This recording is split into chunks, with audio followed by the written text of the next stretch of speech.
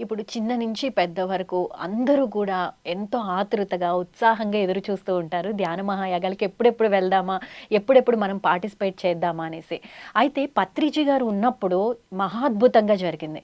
పత్రిజీ గారు లేని సందర్భంలో కూడా ఇంకా అద్భుతంగా జరుగుతుంది. రేపు జరగబోతోంది కూడా. సో, దాని వెనుక ఉన్న ఆంతర్యం ఏంటండి? సత్యం. ఏ యుగంలోనైనా ఏ మహాత్ముడైనా చెప్పింది సత్యమే. హ్మ్. కానీ ఆయా కాలాల్లో కొంతవరకే వచ్చింది. కానీ పత్రికారు వచ్చాక ఏం చేశారు అంటే శ్వాస మీద ధ్యాస. నీ శ్వాసే నీ గురువు అని చెప్పారు. నేను గురువునని చెప్పలా. శ్వాసే నీ గురువు అని చెప్పినప్పుడు, నీ గురువుతో నువ్వు కూడి ఉండని చెప్పినప్పుడు, నా దగ్గరికి రా, నా కాళ్ళు మొక్కు, నేను చెప్పిందే విను, నా దగ్గరే ఉండు అని గురువుగారు చెప్పలా. సత్యాన్ని చెప్పారు, స్వేచ్ఛని ఇచ్చారు. కాబట్టి అందరికీ ఆ సత్యం అర్థమయ్యింది. ఇప్పుడు పత్రికారితో ట్రావెల్ చేసిన ప్రతి పిరమిడ్ మాస్టర్కి ఆ సత్యం అర్థమైంది. కాబట్టి మనం సత్యంలో జీవించాలి, సత్యాన్నే చెప్పాలి.